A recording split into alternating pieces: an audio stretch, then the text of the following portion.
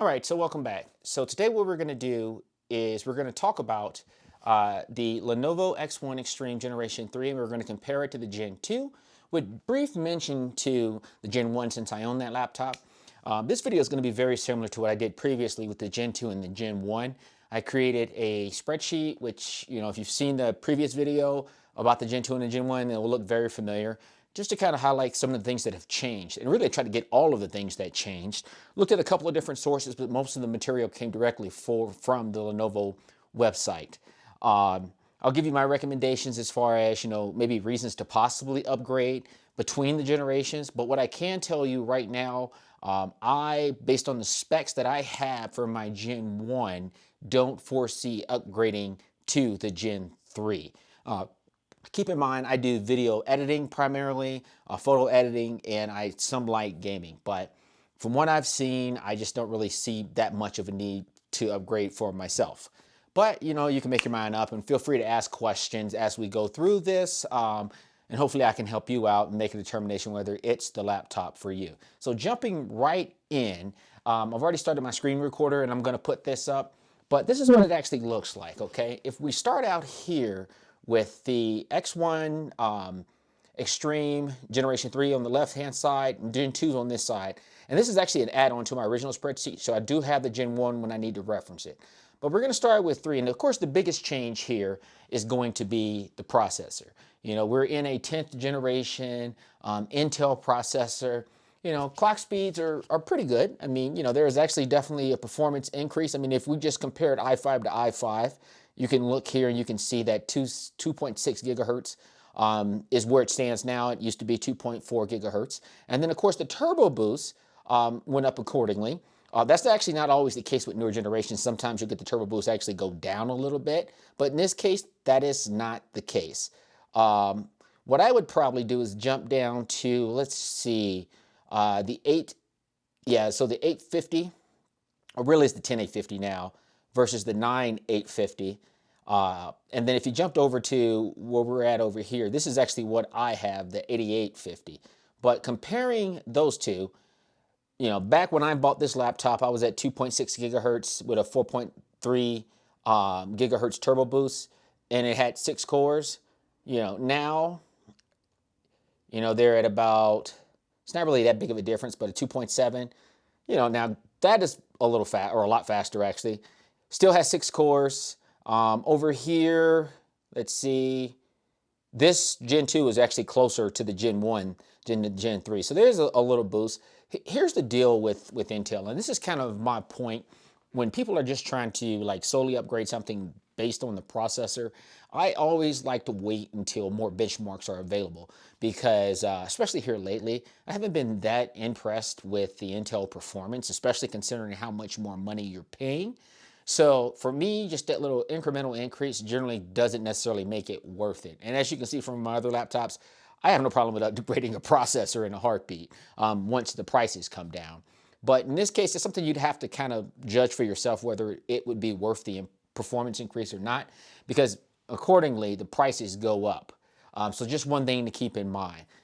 As we go through here, you'll notice the operating system has not changed at all. Still the exact same. And you'll notice that the verbiage here, it's a little bit different, but once again, the majority of this is actually directly from the Lenovo website. When we get down here, so these highlighted changes on the Gen 2 side, they were from the Gen 1, the differences. But now if you start looking at the Gen 2, the really big difference here is when you look at your 4K screen, you can now get a brighter screen. So one that's actually 600 nits versus it used to be 400. And what that buys you is actually increased visibility outside.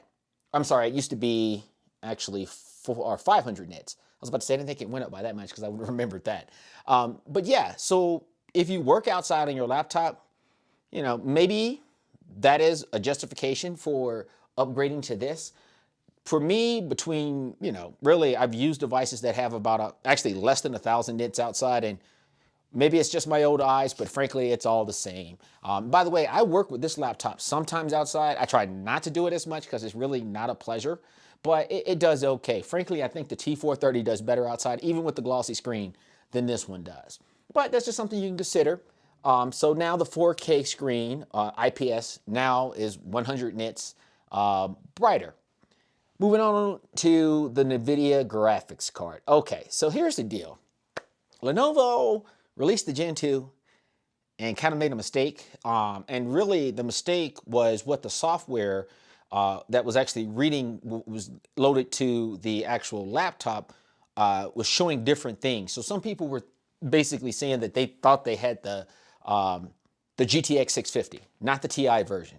But then eventually Lenovo confirmed that yes, it is the TI Max-Q version, which is the version that is really meant for a laptop that's trying to conserve power. So it's not the full-fledged GTX 650. I say all that to say this. I would probably wait just to make sure that there isn't another mistake, because frankly, I think it's kind of inexcusable. Like, you know, Lenovo, get your stuff together. These things are very expensive, so just make sure you're advertising the right material prior to selling it. So yeah, I'm just curious to see, once these things start getting sold, what people are actually saying when they actually go into the control panel for NVIDIA to actually see which card is loaded. But let's just say that they both have the same thing. Or let's say once TI1 isn't. Me personally, not really a big difference between either, just because they're still like laptop graphics cards. So I frankly think with the GTX 1650 Ti Max-Q, that according to the website is actually going to be on the 3rd generation laptop, that's not a worthy upgrade at all. And while I'm here, I'll explain why. You know, once again, if you're looking at doing some hardcore gaming, that's really not the graphics card for you. And if you're a video editor, really video editing is not GPU intensive, it's more CPU intensive. So really, you probably wouldn't be looking down in graphics section. You would be more focused on up here, and then some of the other components we're actually going to talk about. But yeah, I don't think that that is an upgrade at all. I think it's pretty much the same between these two graphics cards. And the DDR RAM didn't change at all, so it's still DDR5, 4 gigabytes. Moving right along, and when I mean for your GPU. Moving right along, same camera, no difference. The memory, however, is a little faster now. So once again, if I was going to be doing something where, you know, I was going to be concerned about having faster memory, then yes. But I don't think that would be a worthwhile reason to change laptops, because it's only going to make so much of a difference. I mean, you still have other factors that you have to consider, and other places where you're probably going to end up spending money other than just the memory to get that performance increase.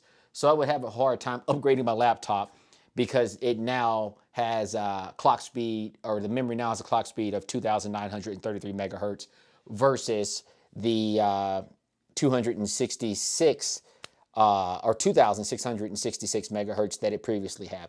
They're both still dual channel. So if you're like me, you probably get the laptop and throw another stick of RAM in there anyway. So not really a big deal. But that motherboard evidently supports a faster clock speed for the memory.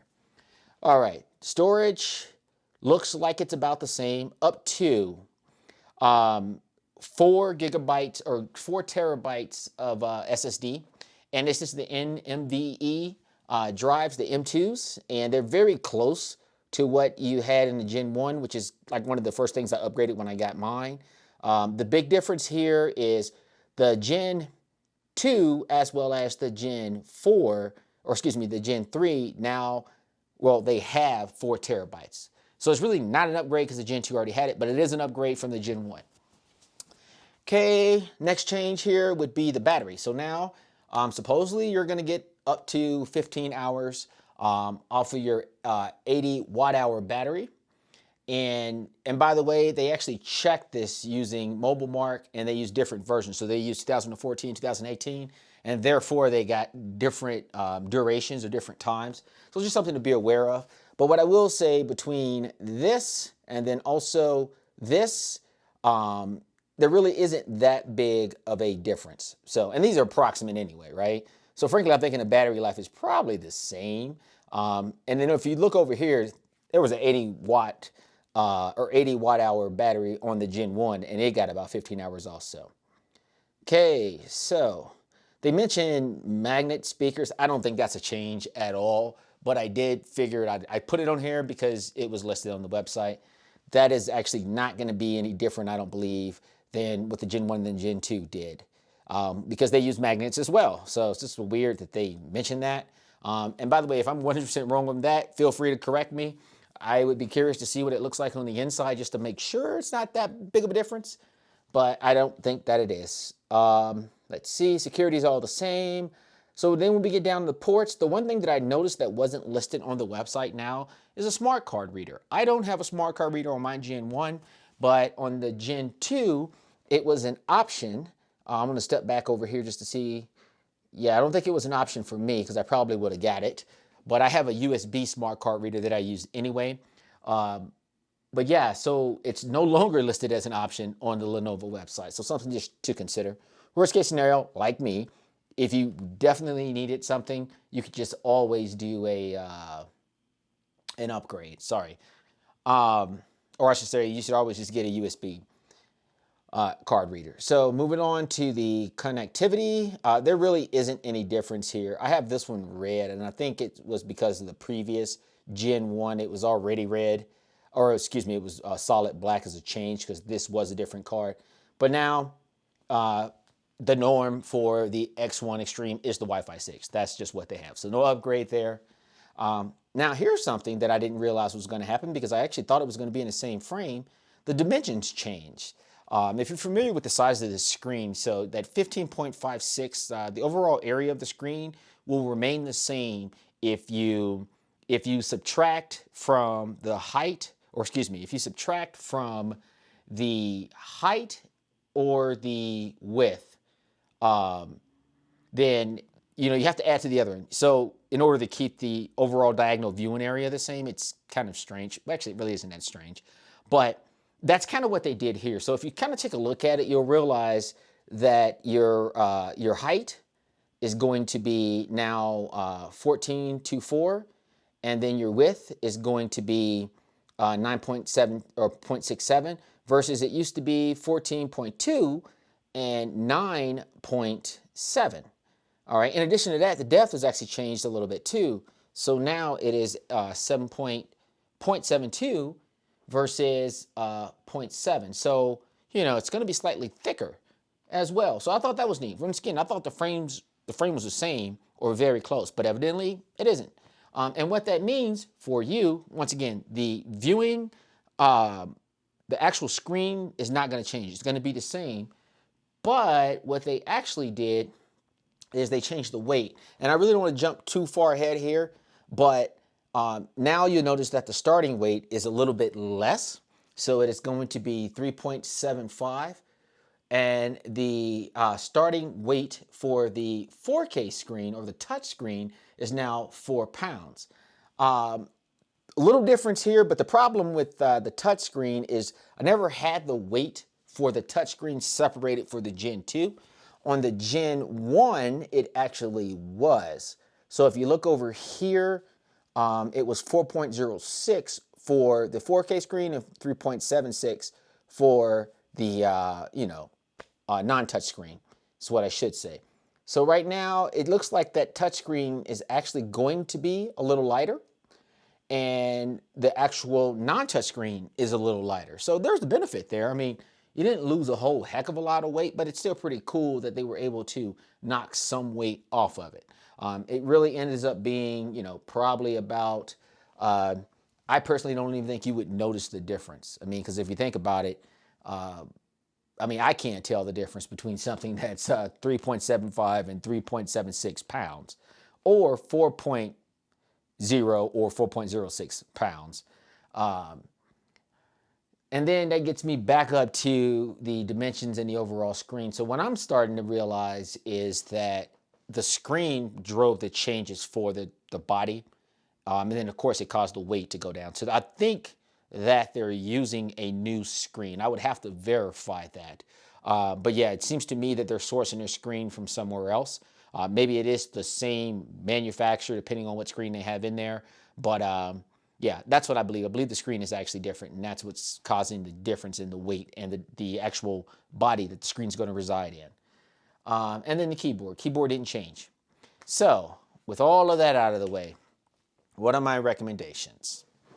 I would say that if it were my money, and it is, I have the Gen 1, happy with the spec that I currently have, which I'll actually jump over to that.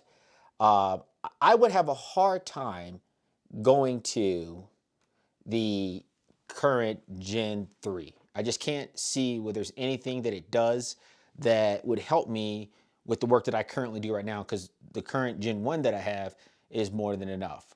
Now, if for some reason, when I bought the Gen 1 or even the Gen 2, I bought a slower processor. So if I started out with like the i5 9300, and I think this one would have been the 8300, if we're talking about the Gen 1, then possibly I could say it would be reasonable to consider, if I really wanted to pay more, going to a higher end processor like an i9 or an i7, probably the i7 10850, just because once again, I've been watching i9s, not that impressed with the performance. But yes, if I was going from a much lower processor, like the base processor, to a higher processor, higher clock speed, then sure, that would be a better sell. But I would also have to wonder, like, why am I doing that? Because if I'm saying I'm doing it because I want to get into, like, gaming, fast-paced games or those types of things, then to me, this is the wrong laptop for that anyway. So even though you get that faster clock speed, I mean, you're still going to have that bottleneck of the GTX 1650 Max Q. So you're only going to be able to play so much with that card. And it's almost like, well, if that's the case, then you should probably just go get a Legion, or go get some other gaming rig. Now, if I'm doing modeling, I think I would probably make that same argument, only because, once again, once you start bumping all these things up, keep in mind, this is an ultra portable too. It's going to be unplugged most of the time. Are you really going to be doing modeling and rendering unplugged? Probably not. So if that's the case, I mean, I would probably steer you more towards a workstation, maybe, P series, and get one of those newer graphics cards that they have in those, I think it's RTX, or maybe even a Quattro, but something that I think will probably better suit your need. Yes, you'll be paying more, but in this case, you're going to be paying a lot anyway. So it's almost like get what you want versus trying to, make this thing maxed out and it's still not necessarily meeting the mark. So that's kind of my opinion on whether you should upgrade or not. I think that's it. So if you have any questions, feel free to leave them down below. Once again, I guess I may continue to do these types of comparisons with the Extreme. I'm kind of shocked that they keep releasing them this fast, but it just, kind of makes sense. That way it can kind of hopefully answer people's questions. But if you have more, leave them down below. Click like, subscribe, and that's it. Agent Fitz signing out.